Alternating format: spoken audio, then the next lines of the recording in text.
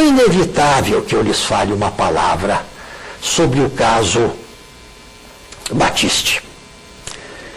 Quando a decisão foi tomada, a última, na semana passada, semana atrasada, enfim, eu estava em Moscou e agradeci a Deus por estar em lugar tão remoto, incerto e não sabido para muitos, e não ter que atender a Jovem Pan, e não ter que atender ao Estadão, a revista Veja, que queriam ouvir alguma coisa.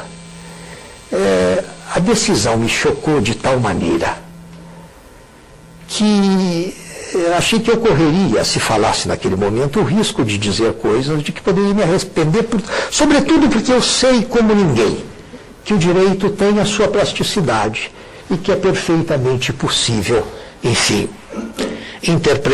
que uma mesma consciência, que uma mesma integridade de magistrado o interprete de modo diferente diante de uma mesma situação de fato. Agora, vejam, a minha visão nesse caso é totalmente isenta, eu não tenho nenhuma participação pessoal nele, nem a origem italiana, que 30% dos brasileiros pelo menos têm, eu tenho, nada, rigorosamente nada. Mas o que eu achei uma lástima, e o que me faz pensar que esse caso não honrará no futuro a história do Supremo Tribunal Federal,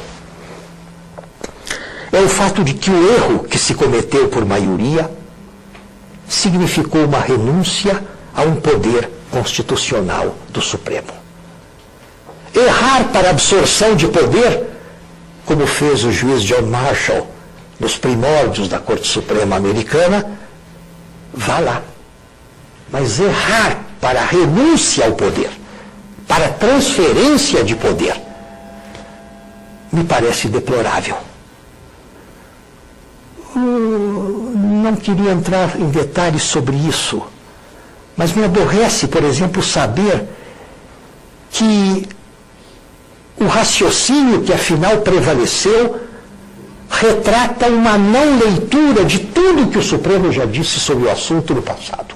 Uma não leitura, sobretudo, do que disse Vitor Nunes Leal sobre o tema, e vai ser publicado agora no livro da Fundação Vitor Nunes Leal a respeito da matéria. Tudo aquilo que a doutrina escreveu sobre isso, tudo aquilo que a Casa decidiu sobre isso no passado. E houve quem se empolgasse com pareceres produzidos ad hoc para o caso concreto sob encomenda da defesa. Eu achei que o aspecto mais penoso dessa novela triste, que foi o caso Battisti, é a renúncia de poder. E quase diria que, doravante, para ser coerente com o que decidiu há 2 semanas, o Supremo, quando recebesse processos de extradição, não deveria pô-los em pauta, e sim mandá-los ao Palácio do Planalto para que decida. Não se renuncia a uma competência constitucional dessa maneira, por razões como aquelas que possivelmente motivaram os sentimentos respeitáveis, sem dúvida, humanitários talvez, daqueles que formaram a maioria. Sobretudo porque havia, no contexto minoritário do tribunal, minoritário nesta última sessão, porque a concessão da extradição foi majoritária. E mais majoritária ainda foi a anulação do ato do ministro da Justiça, que concedeu o estatuto de refugiado ao cavalheiro em questão, atropelando um processo de extradição que se encontrava na mesa do Supremo. Mas vejam bem, eu tenho a impressão de que a crítica da opinião pública e da imprensa,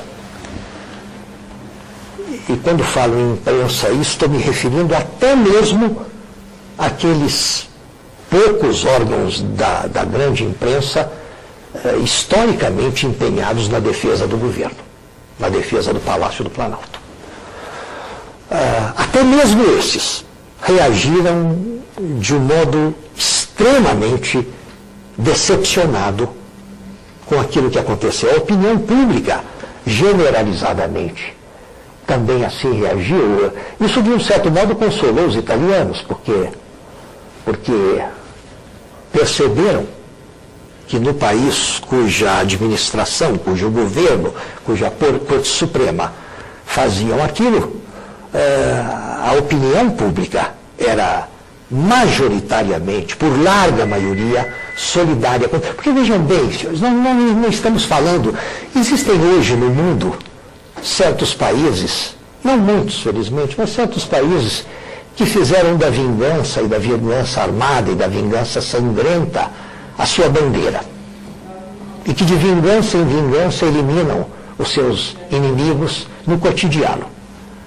A Itália decididamente não é um deles. É um país onde o sentido de generosidade, de perdão, é mais agudo do que o nosso. A história o prova. Nos mesmos anos de chumbo em que Cesare Battisti, esse não é o problema, embora na imensa confusão que foi criada no espírito coletivo pela defesa, se tenha discutido o que nunca se discutiu antes em extradição, fez, não fez, era ele, não era ele, estava lá, não estava lá, tudo isso de uma impertinência colossal. Mas, enfim, no contexto daqueles anos de chumbo, em que Cesare Battisti, em nome dos chamados operários armados pelo comunismo, fez aquilo que fez, um outro grupo, um pequeno grupo mais jovem, de uns estudantes armados pelo comunismo, esse grupo sequestrou o primeiro-ministro Aldo Moro e o manteve em cárcere privado sob maus tratos durante semanas, até um dia assassiná-lo e desová-lo no porta-malas de um carro no centro de Roma. Aldo Moro não era apenas um dos grandes estadistas da Europa da segunda metade do século XX. Era também um homem de uma generosidade, de uma bondade pessoal, que a todos cativava. Pois bem, os sequestradores e assassinos do primeiro-ministro Aldo Moro foram todos identificados de pronto, processados, apenados pela justiça. Vão lá saber onde estão eles. Não ontem, mas há anos já. Todos na rua, exercendo suas profissões, trabalhando, se divertindo, vivendo normalmente. Porque a anistia, o perdão, não demoraram. Mas aquilo em que eu insisto é que quem tem que fazer isso com Cesare Battisti são os italianos.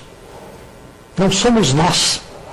Não é Lula, não é o Supremo, não é o senador Suplicy, não é o professor Dallari, não é o ministro Tarso Genro. Me pareceu uma página sombria na história da Praça dos Três Poderes.